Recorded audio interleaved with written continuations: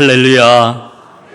하나님은 오늘도 여러분 모두에게 은혜를 베푸시기를 간절히 원하시고 그 은혜를 부어주실 것입니다.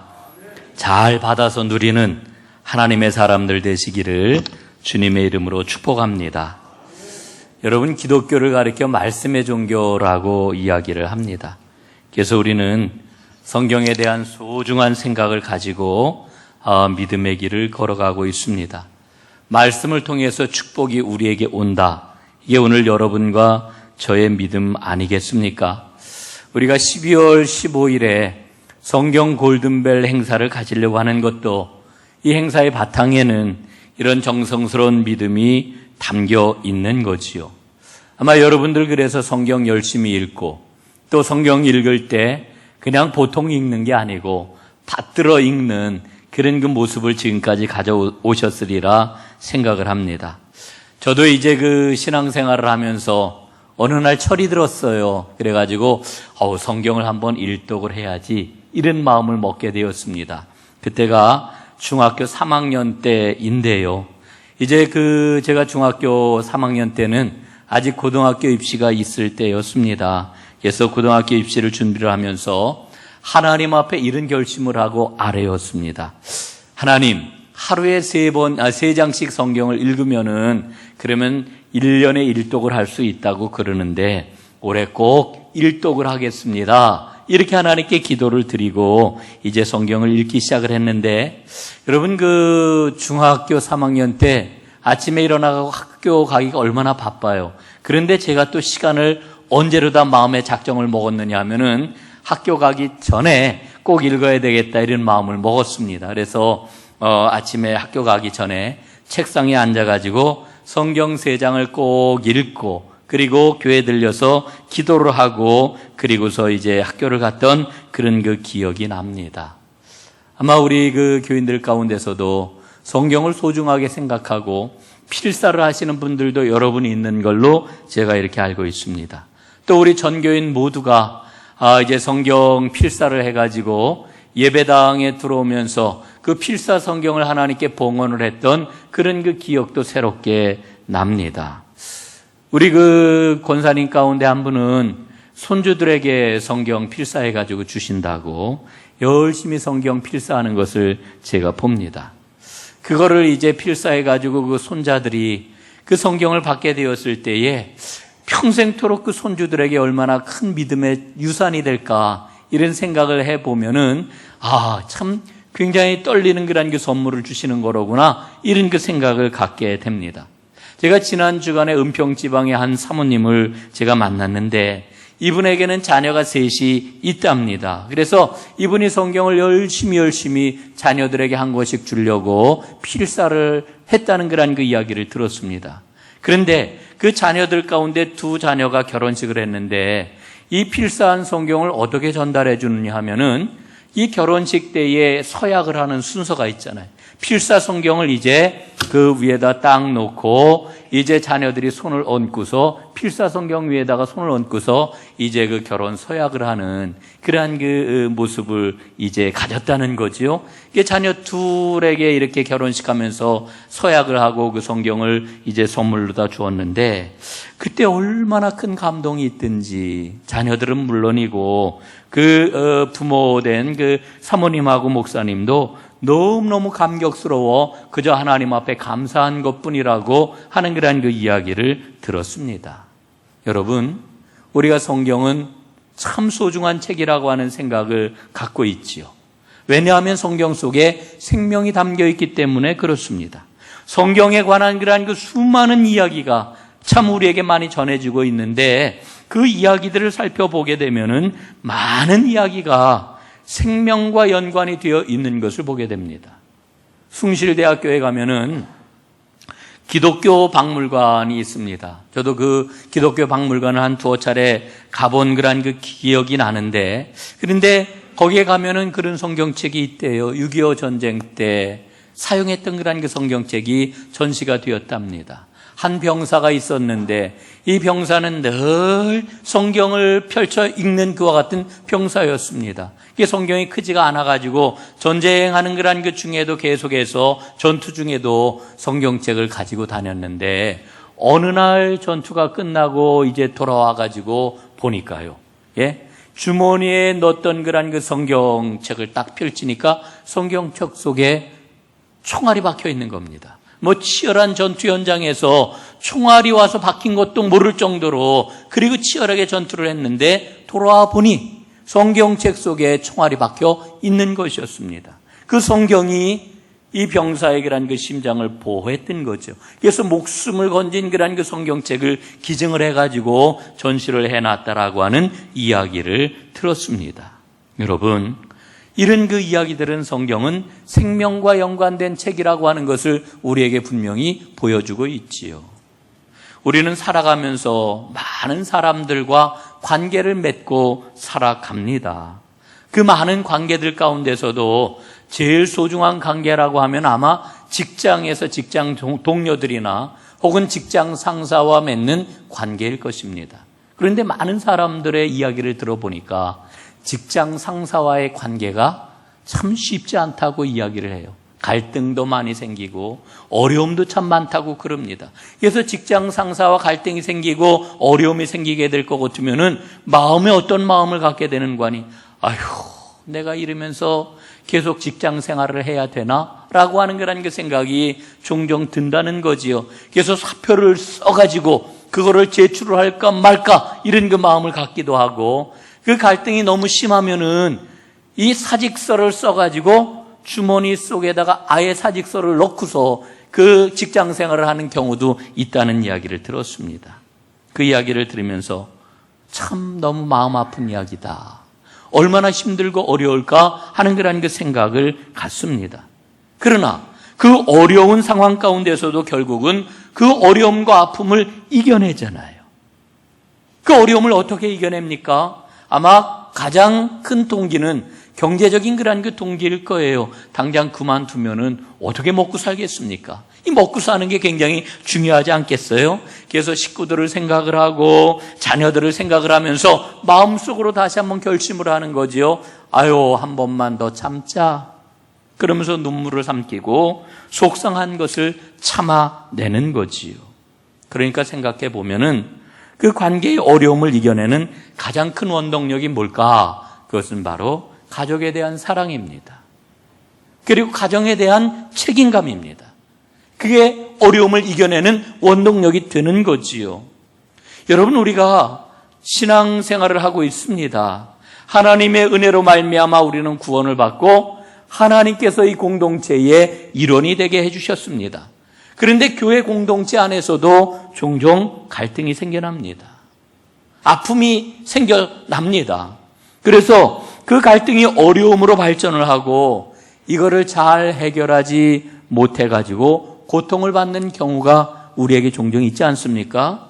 그럼에도 불구하고 건강한 교회 공동체는 결국은 그 어려움을 이겨내는 거지요. 여러분, 교회 공동체 안에서 생기는 이 관계의 어려움을 이겨낼 수 있는 가장 큰 힘이 어디에서 오는 걸까요? 바로 하나님의 말씀에서부터 옵니다.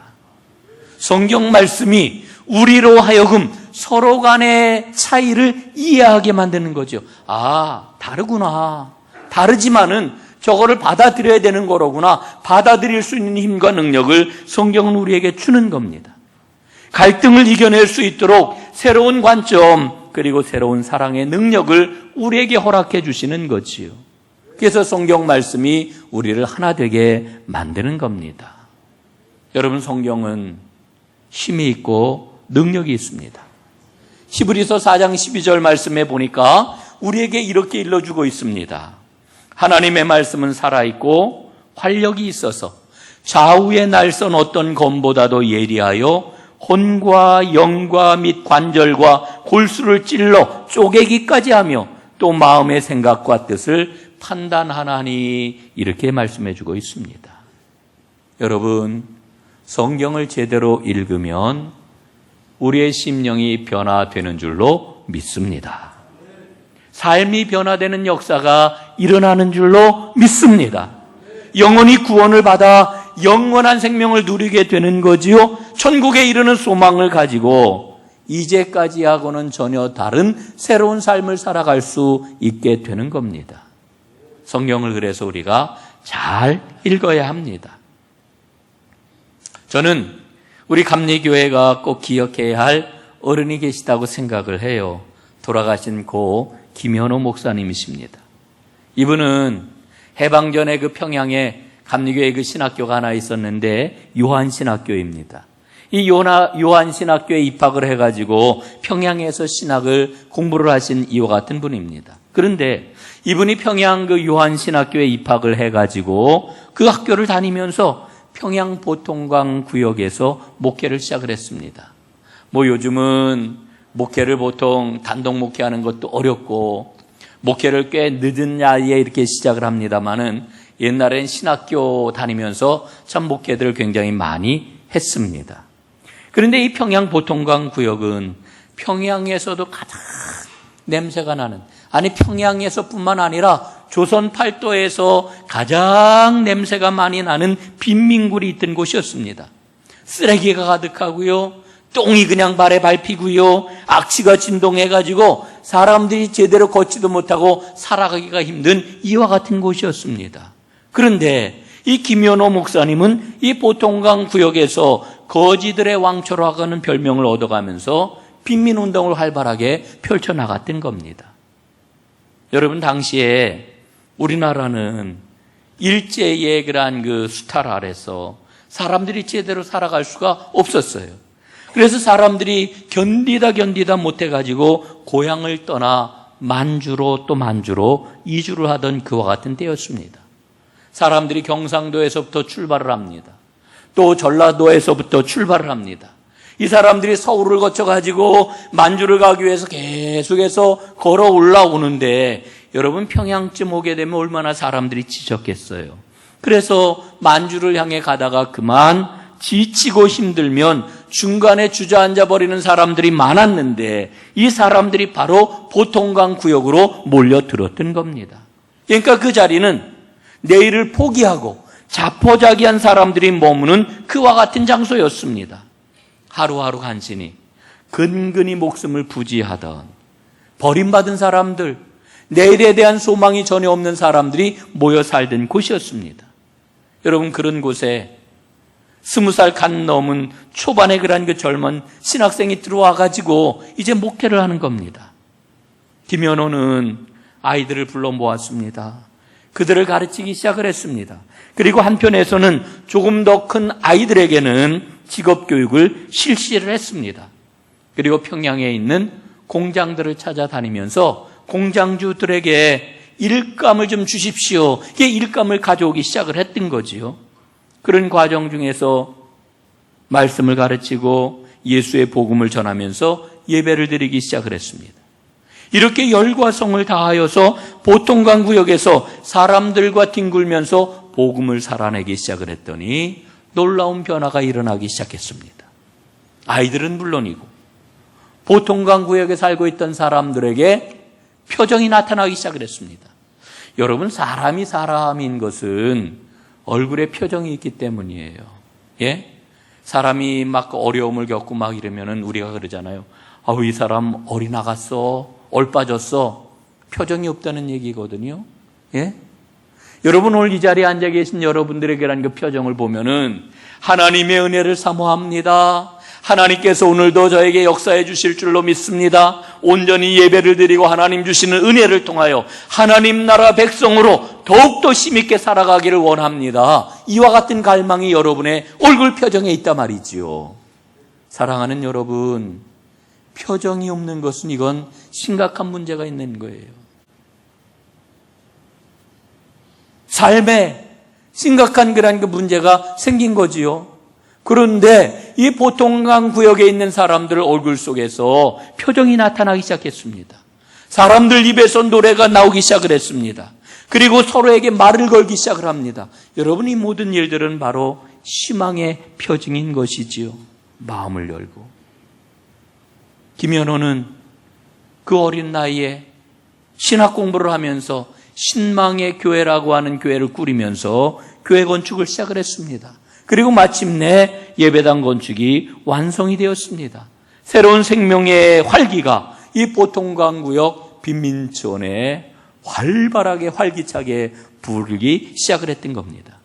그런데 정말 놀라운 것은 이 일을 펼쳐나가는 김연호 신학생이 사실은 3년 전에 3번씩이나 자살을 기도했던 절망의 주인공이었다고 하는 거지.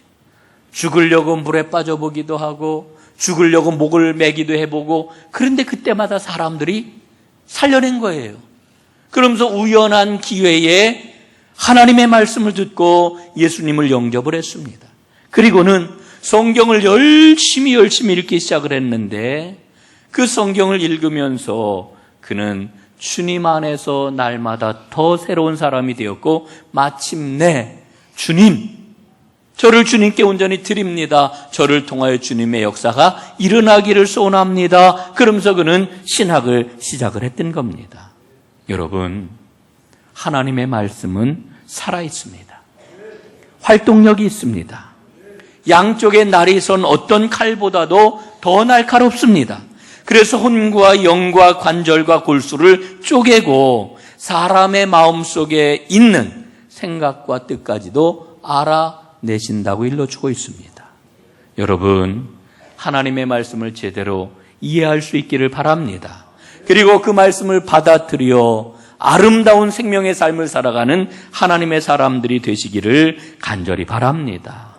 오늘 우리가 예배 드리는 까닭은, 그리고 하나님 말씀 앞에 서 있는 까닭은 이제까지와는 전혀 다른 새로운 삶, 하나님께서 허락해 주시는 평안, 하나님이 주시는 기쁨, 생명을 누리는 축복된 삶을 소망하며 이 자리에 앉아 있는 것 아니겠습니까? 하나님께서 반드시 여러분 모두에게 역사하실 줄로 믿습니다. 여러분, 우리가 성경을 살펴보면은 참 기가 막힌 책이다 하는 생각을 갖습니다. 여러분, 성경은 모두 66권으로 되어 있지요. 구약 성경 39권, 신약 성경 27권 합쳐가지고 66권인데, 여러분이 성경은 누가 썼을까요? 예? 성경의 저자가 누구입니까? 성경의 저자가 몇 명인지 여러분 아십니까? 성경의 저자는 약 40여 명이라고 그래요. 42명이다 혹은 44명이다 이렇게 특정 짓지를 못합니다. 왜냐하면은 저자가 잘 밝혀지지 않은 그런 그 책도 여러 권 있기 때문이죠. 그래서 한 40여 명쯤 된다 이렇게 이야기를 해요.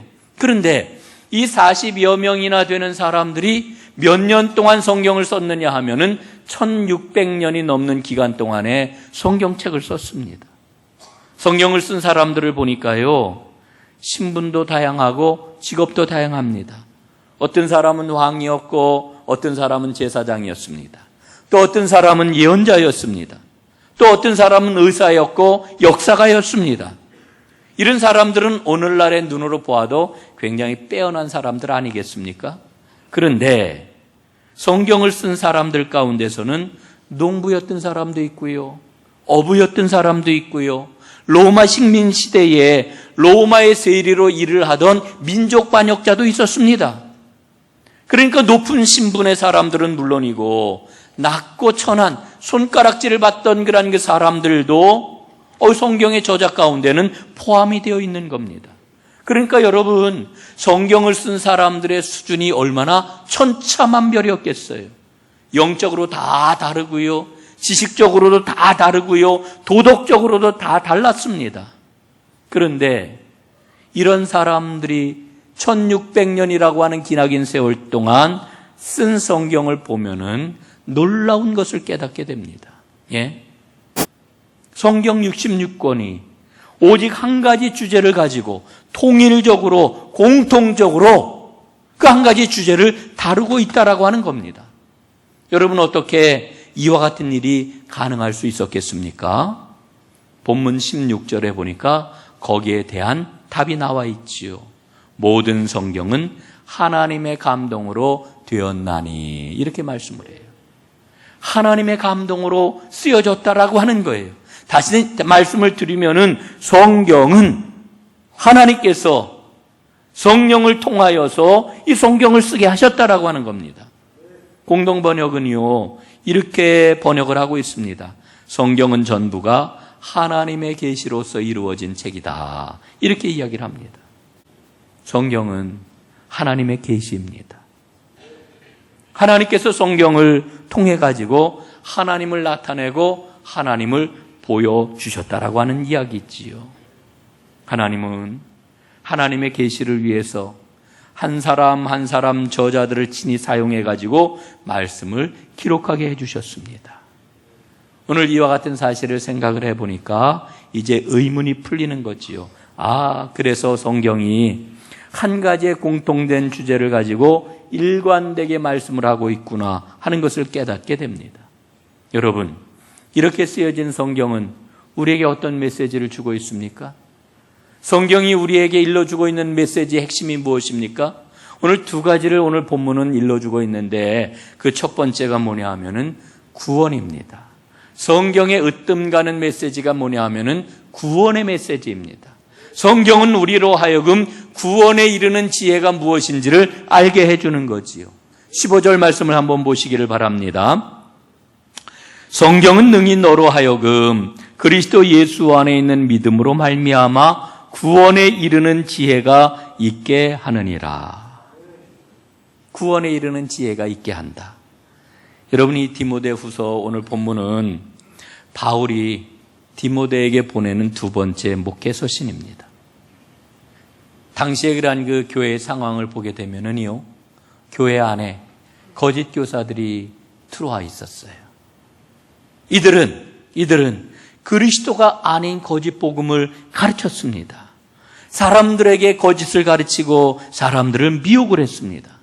여러분, 성경의 핵심이 무엇일까요? 성경의 핵심은 구원자이신 예수 그리스도이십니다. 성경은 그리스도에 대해서 증언을 하고 있습니다. 그러니까 성경이 아니면은 생명의 주인이 되시는 예수님을 만날 수가 없는 거예요. 요한복음 5장 39절에 보면은 이렇게 우리에게 일러주고 있습니다. 5장 39절, 우리 한번 한 목소리로 읽어보겠습니다. 시작. 너희가 성경에서 영생을 얻는 줄 생각하고 성경을 연구하거니와 이 성경이 곧 내게 대하여 증언하는 것이니라. 아멘. 예수님이 말씀을 하셨어요. 성경은 곧 내게 대하여 증언하는 것이다. 성경을 통하여 우리는 구원자이신 예수님을 만나게 되는 거지요. 성경을 읽게 될 때에 우리는 두 가지를 얻을 수 있습니다. 첫째는 생명을 얻고요, 두 번째는 예수 그리스도를 얻습니다. 생명을 얻는다라고 하는 말과 예수 그리스도를 얻는다라고 하는 말은 같은 뜻이지요. 사랑하는 여러분, 예수님을 알고 싶으십니까? 그렇다면 성경을 읽으세요. 여러분, 생명을 누리고 싶으십니까? 그렇다면 성경을 정성껏 읽고 묵상을 하세요. 성경을 배워야 합니다. 성경 속에 우리 인생의 길이 있고 해답이 있습니다. 영원한 생명이 있습니다.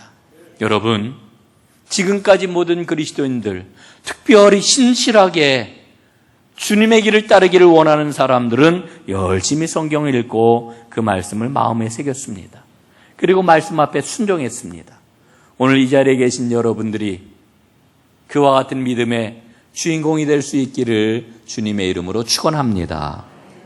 성경이 주는 또 하나의 메시지가 있습니다. 그 메시지가 뭐냐 하면은 성도들을 온전하게 하고 선한 일을 행하게 할 능력을 주신다는 거지. 17절을 한번 보십시오. 이는 하나님의 사람으로 온전하게 하며 모든 선한 일을 행할 능력을 갖추게 하려 함이니라 말씀합니다. 사람들을 온전하게 하고 선한 일을 행할 수 있는 능력을 우리에게 주신다는 거예요, 성경이. 여러분, 16절에 보니까요, 이와 같은 능력을 주시기 위해서 네 가지를 성경은 우리에게 제공을 합니다. 그 네 가지가 뭐냐? 첫 번째로는 교훈을 준다, 이렇게 일러주고 있어요. 교훈이라고 하는 말은 가르치기에 유익하다라고 하는 말이지요. 여러분, 성경은 하나님의 말씀입니다. 이 말씀 속에 하나님이 담겨 있습니다. 또한 성경 속에는 죄인인 우리 자신이 담겨 있습니다. 뿐만 아니라 그 죄인에게 허락하시는 구원의 길이 담겨 있습니다. 이 모든 것들이 바로 인생에 대한 진정한 가르침, 구원에 이르는 지혜에 있지요. 성경을 통해서 이 구원에 이르는 지혜, 교훈을 소중하게 받아들이고 놓치지 않는 여러분 되시기를 주님의 이름으로 축복합니다. 두 번째로 성경은 책망을 한다 이렇게 일러주고 계셔요. 책망.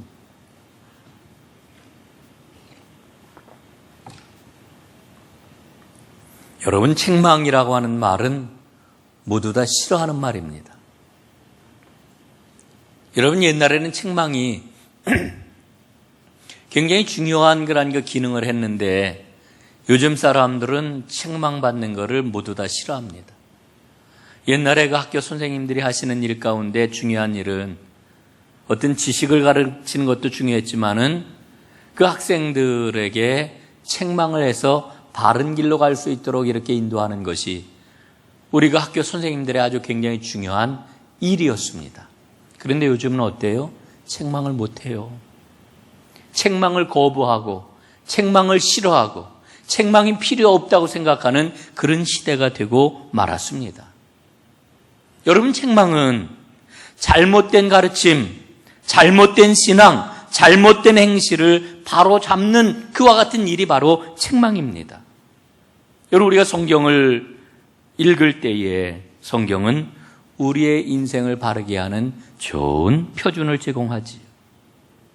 우리가 성경을 왜 읽나요? 성경을 읽는 이유가 있습니다. 이런 경구가 있지요. 성경을 읽지 말고 성경이 너 자신을 읽게 해라 하는 그런 그 경구가 있습니다. 우리가 성경을 읽는 까닭은 성경이 나를 읽도록 하기 위해서, 좀 어려운 말이죠. 성경을 읽게 되면 우리는 성경에 비추어진 나의 모습을 보게 되는 거예요. 그래서 성경이 우리에게 책망하는 바를 받아들이게 되는 거예요. 그래서 우리가 성경을 읽는 겁니다. 예?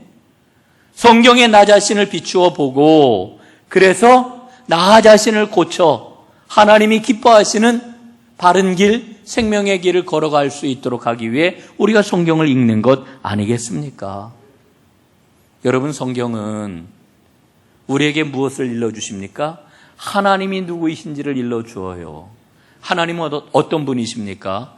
하나님은 절대 긍정이십니다. 여러분, 우리가 살아가면서 부정하는 것은 제일 간단하고 제일 쉬운 겁니다. 굉장히 낮은 차원의 삶이에요. 아유, 당신은 잘못됐어. 그 문제가 많아. 비판하는 것, 부정하는 것, 이거는 누구나 다 할 수 있어요. 아무나 할 수 있어요. 성경은 우리에게 무엇을 일러주고 있느냐? 하나님의 절대 긍정을 우리에게 일러주고 있습니다. 여러분, 믿음의 삶을 살아간다라고 하는 것은 세상 사람들이 누구나 걷는 부정의 길에서 긍정의 길로 삶의 자리를 옮기는 것을 이야기를 하는 거예요. 그런데 하나님의 절대 긍정을 맛보면서 하나님의 절대 긍정 가운데 살아가기 위해서는 성경 말씀 앞에 나를 부정해야 돼요. 이게 바로 책망을 받아들이는 겁니다. 여러분, 하나님의 말씀을 읽으면서 하나님의 절대 긍정을 받아들여야지 저도 이렇게 깨닫고 애를 쓰는데, 여러분, 이게 세상살이에 깊이 오염이 되어가지고요, 쉽지가 않아요. 쉽지가 않습니다. 그래서 나의 모습을 보게 될 것 같으면은 어설픈 거지요.